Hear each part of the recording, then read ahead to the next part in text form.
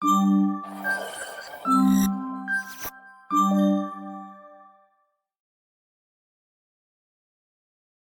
日友達の家にお泊まりに行ったんだけどね。お泊まりなんてとっても楽しそうじゃないか？なんかあったのか？実は友達に僕のいびきがうるさくて全然寝れなかったって怒られちゃったんだ。あらら、それは辛いね。寝ているから僕がいびきをかいているなんて知らなかったんだよ。でも今回自分はいびきがうるさいんだと気づけたのは良かったんじゃないかな？どうして？身はいびきっていうのは睡眠時無呼吸症候群という病気の可能性を示す重要なもので、放置しすぎるのも良くないものなんだ。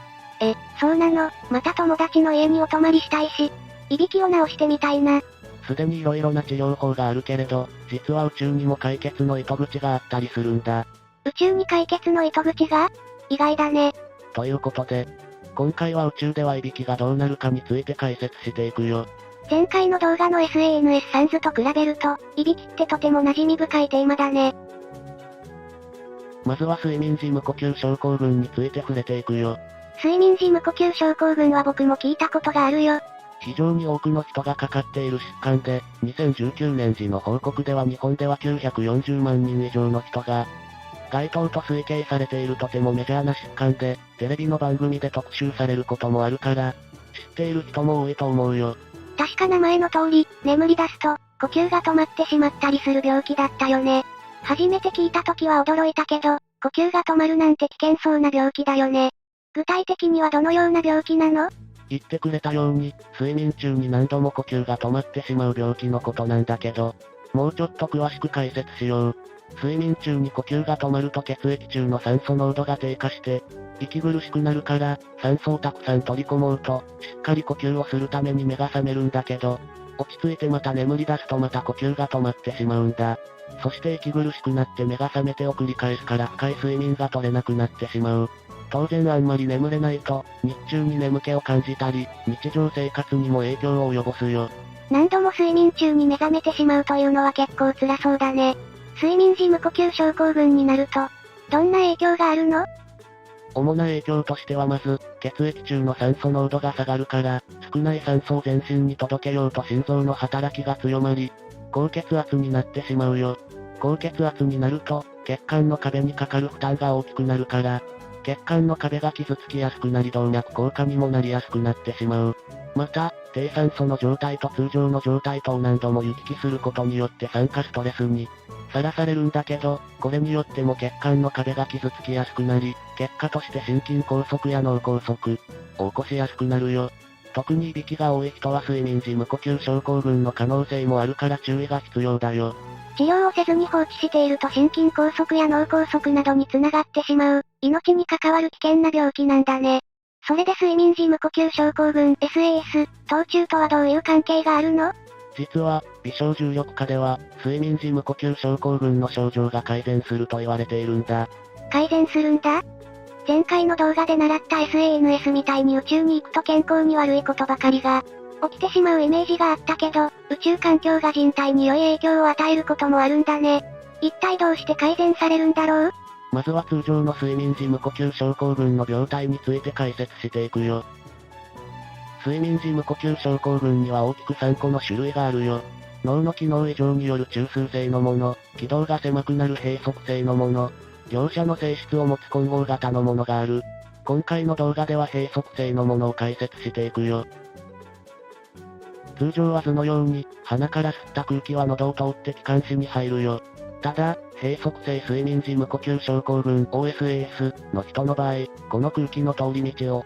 口の天井である軟口蓋や、下の付け根である舌根が重力に従って下に落ちてくる。そうすると空気の通りの邪魔をして呼吸をしづらくなってしまうんだ。空気の通り道が閉塞するから、閉塞性と言うんだね。通常は空気は喉を素通りしていくよ。でも喉が狭くなると、空気が通った時に、喉、軟口蓋や口外水いわゆる喉チンコが振動して音が鳴るんだ。この音がいびきと呼ばれているものの正体だよ。この状態からさらに喉が狭くなって完全に空気の通り道が完全に閉じてしまうと、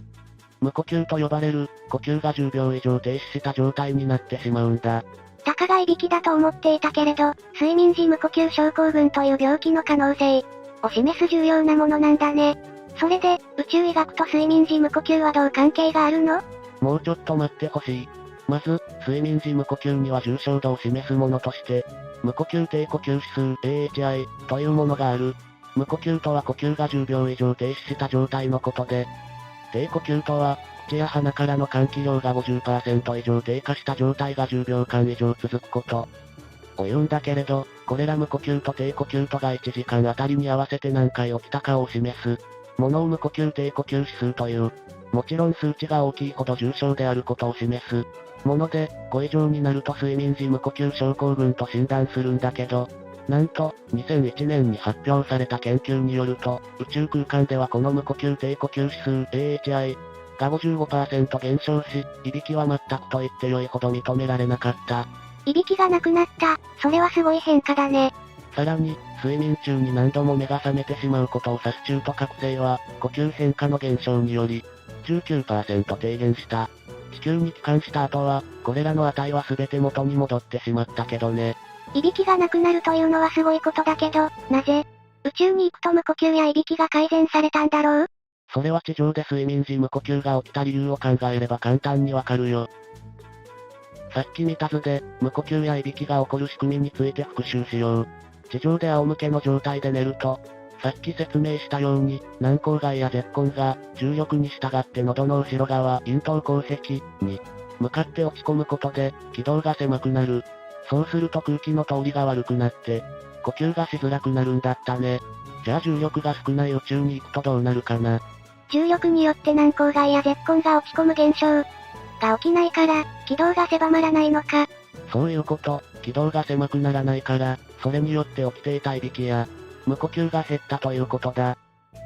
ただし逆に宇宙に行くと無呼吸やいびきが悪化するという可能性も考えられていた。地球上では血液などの体液は重力によって体の下側に引っ張られている。けど宇宙に行くと重力が小さくなるから、体液が下に引っ張られずに、頭部や首に移動することになり、それにより気道の周りが腫れて狭くなり、閉塞性睡眠時無呼吸が悪化する。という可能性なども考えられてたよ。結果は睡眠時の無呼吸は大幅に減少したんだけどね。合ってる合ってないに関わらず、仮説と逆の可能性を検討するのは大事なことだね。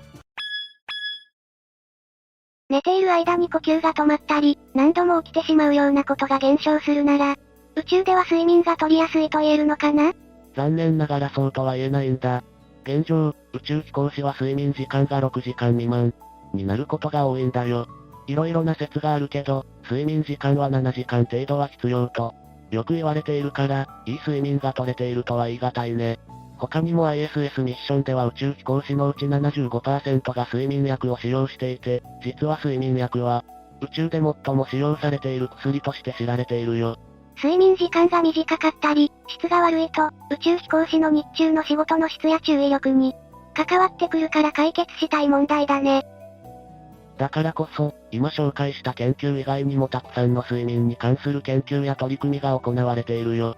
例えば、別の研究では、さっき言ったように宇宙飛行士は睡眠時間が6時間未満になることが、多くて問題になっているが、それには神経機能の低下やストレスの上昇が原因になっていることがわかっているよ。他にも、ISS はものすごい速さで地球の周りを回っているから、ISS では90分ごとに1日が切り替わるんだけど、そのような独特な環境から宇宙飛行士の体内時計は崩れやすくなっている。そこで LED の照明で明るさや波長を調節すると生体リズムが良くなるのではないかとも考えられている。例えば、波長の短い青色の光を浴びると、睡眠ホルモンと言われているメラトニンの分泌が抑制されて、眠りにくくなるから、寝る直前の時間には青色の光を減らして、眠りやすくするといった対策が考えられるね。今後、月に人類を再び送るアルテミス計画や有人火星探査計画など、数ヶ月、数年かかる、長期的なミッションが行われるようになる中で、睡眠にどのような変化が現れるのかは、重要なテーマな気がするね。これからも睡眠をテーマにした解説も聞いてみたいな。もちろん、今回紹介したのはほんの一部でまだまだたくさん伝えたいことがあるんだ。SF 映画でおなじみの人工冬眠とかね、チャンネル登録して、次回の動画をお楽しみに。ご視聴ありがとうございました。